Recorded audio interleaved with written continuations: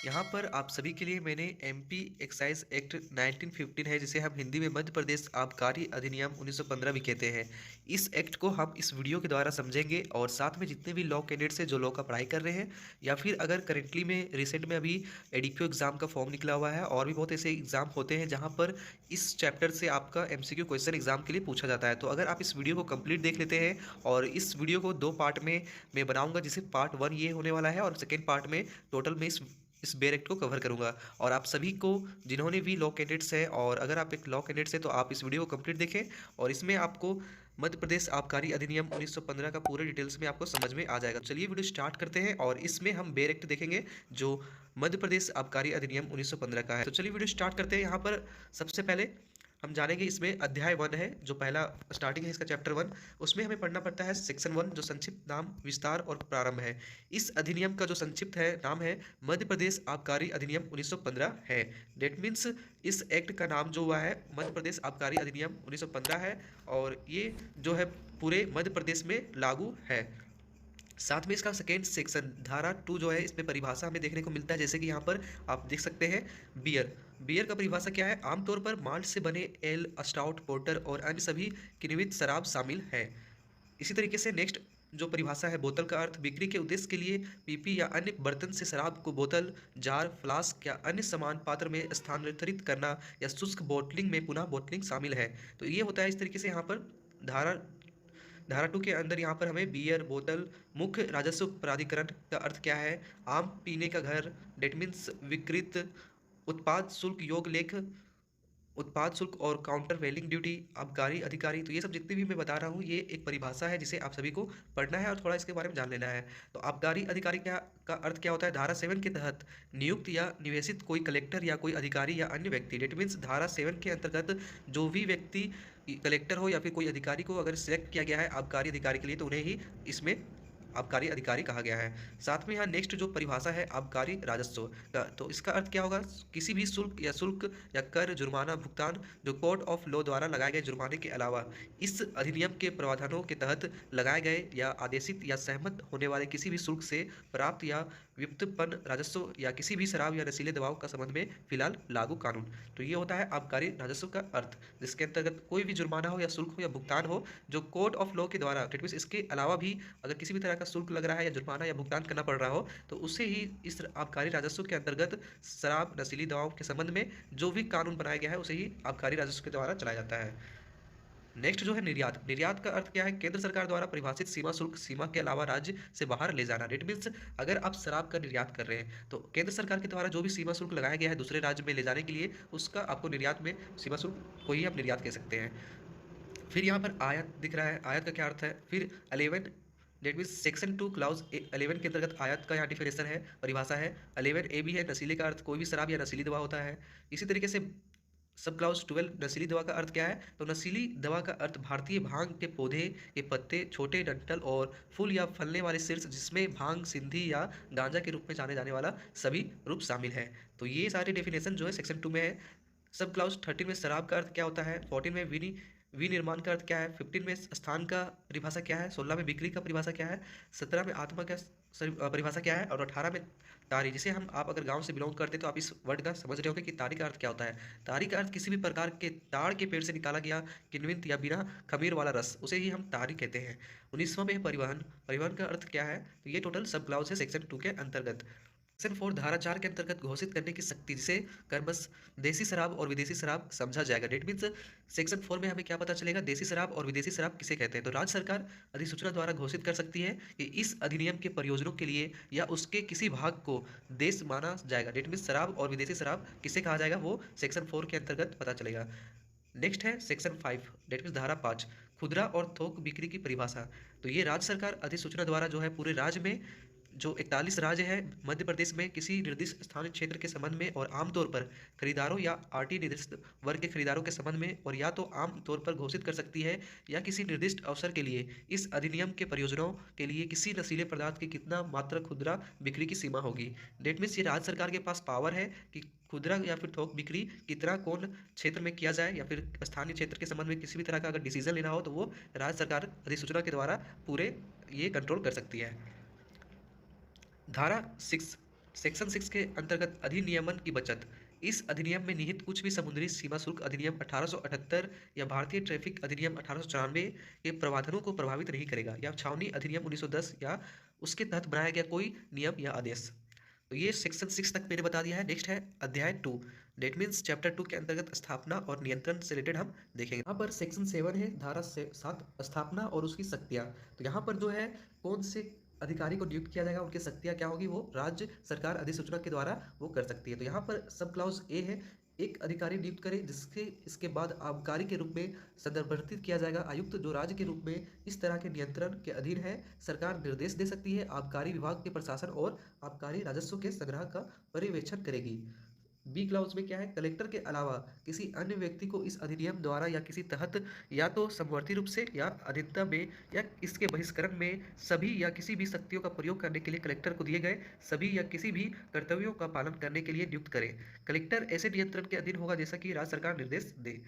सब क्लाउज सी में क्या है, आबकारी विभाग के अधिकारियों को ऐसे वर्गों और ऐसे पदनामों, शक्तियों और कर्तव्यों के साथ नियुक्त करें जिन्हें राज्य सरकार ठीक समझे।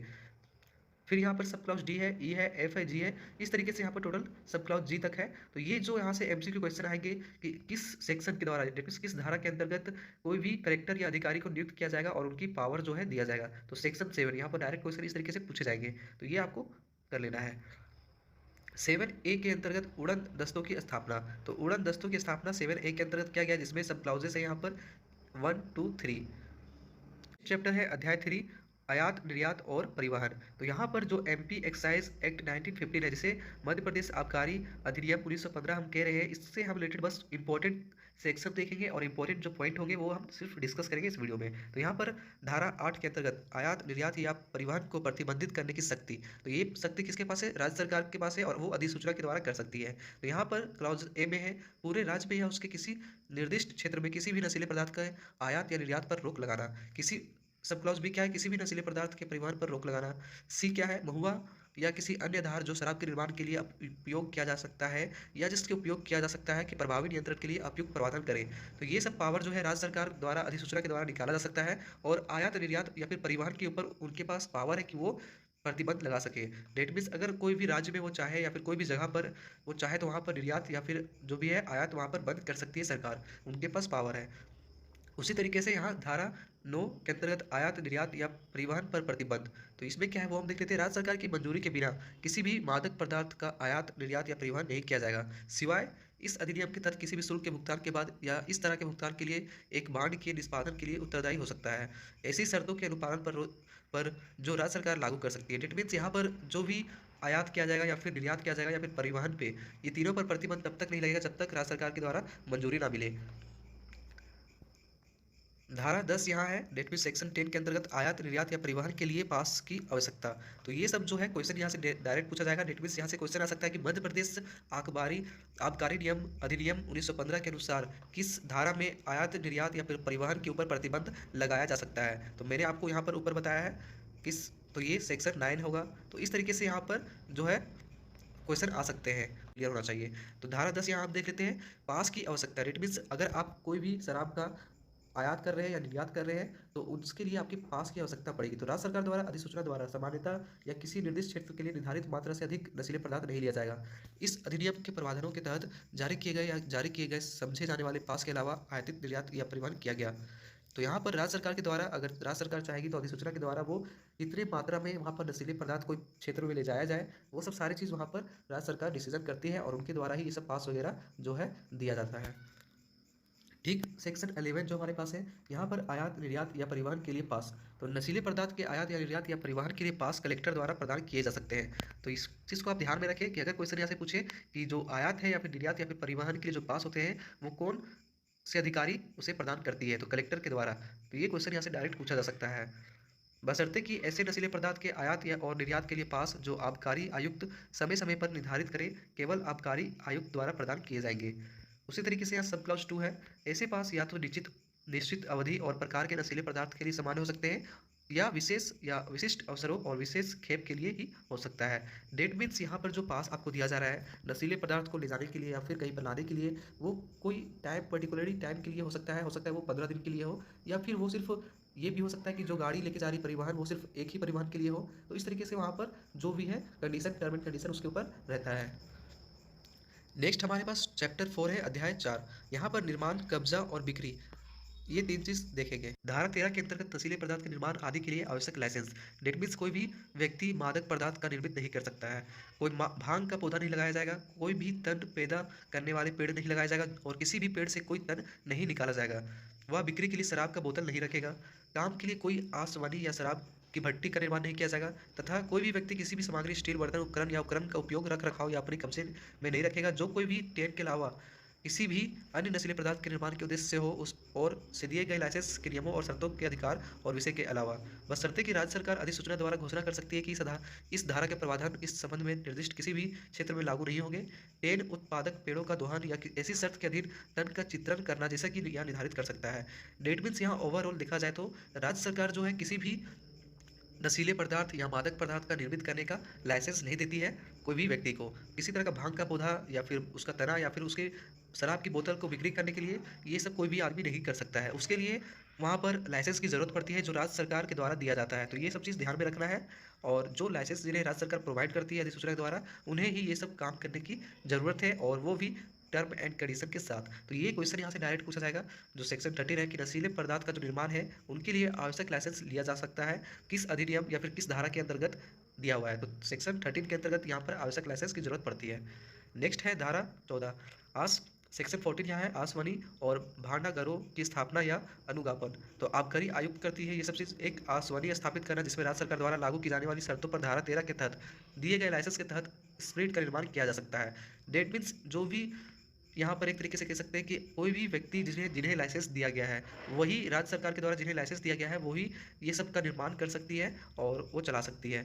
और साथ में सरकार के पास ये शक्ति है कि उसे बंद भी करवा सके और लाइसेंस पर जो भी शर्त है राज्य सरकार द्वारा लगा सकती है और भट्टी का निर्माण और कार्य करना, ये सब सारी चीज़ ये कर सकते हैं। साथ में यहाँ क्लॉज डी में दिया हुआ है एक गोदाम की स्थापना या लाइसेंस जिसमें कोई भी मादक पदार्थ शुल्क के भुगतान के बिना जमा किया जा सकता है और रखा जा सकता है, लेकिन राज्य सरकार द्वारा निर्देशित शुल्क के भुगतान के अधीन। डेट मीन्स आप गोदाम की स्थापना करें या फिर मादक पदार्थ के शुल्क का जो भुगतान है वो बिना जमा किया जा सकता है, लेकिन आपको जो राज्य सरकार द्वारा शुल्क देने को कहा गया है उसके अधीन आपको ये सब सारे वर्क करना पड़ेगा साथ में लाइसेंस के साथ। और ऐसे किसी भी गोदाम को बंद भी करवा सकती है। तो ये सेक्शन 14 के अंतर्गत है। और नेक्स्ट सेक्शन है यहाँ 15। तो आसवनी शराब की भट्टी या भंडारण की जगह से हटाने पर शुल्क का भुगतान। डेट मीन्स राज्य सरकार की मंजूरी के बिना इस अधिनियम के तहत स्थापित या लाइसेंस प्राप्त किसी भी आसवनी शराब की भट्टी या गोदाम या भंडारण के अन्य स्थान से कोई भी नशा नहीं हटाया जाएगा जब तक कि कोई अध्याय 5 के तहत देय का भुगतान किया गया है या उसके भुगतान के लिए एक बांड निष्पादित किया गया है। तो ये जो है आप सभी के लिए जो धारा 15 के अंतर्गत कोई भी आसवनी हो या शराब की भट्टी हो या भंडारण हो वो बिना भुगतान किए गए नहीं हटाया जा सकता है। यहाँ पर सेक्शन 16 है, धारा 16। आमतौर पर नशीले पदार्थ पर कब्जा डेट मीन्स राज्य सरकार अधिसूचना द्वारा किसी भी नशीले पदार्थ के कब्जे के लिए मात्र की एक सीमा निर्धारित कर सकती है। डेट मीन्स यहाँ पर जो कहा जा रहा है राज्य सरकार कोई भी लाइसेंस अगर दे रही है व्यक्ति को तो उनके पास मादक पदार्थ की जो मात्रा है वो एक निर्धारित सीमा से अधिक नहीं होनी चाहिए और नियमों और शर्तों के अनुसार वो सब सारा वर्क होना चाहिए। साथ में ऐसे नशीले पदार्थ का निर्माण, खेती या संग्रह या बिक्री या आपूर्ति के लिए लाइसेंस होना जरूरी है जो मादक द्रव्य के आयात या निर्यात या परिवहन के लिए पास भी जरूरी है। तो इस अधिनियम के तहत दिया गया परमिट आपके पास होना चाहिए। साथ में यहाँ पर सेक्शन सब क्लाउजेस 3 में जो भी उपधारा 2 दिया हुआ है उपधारा 2 में किसी भी विदेशी शराब पर लागू नहीं होगी।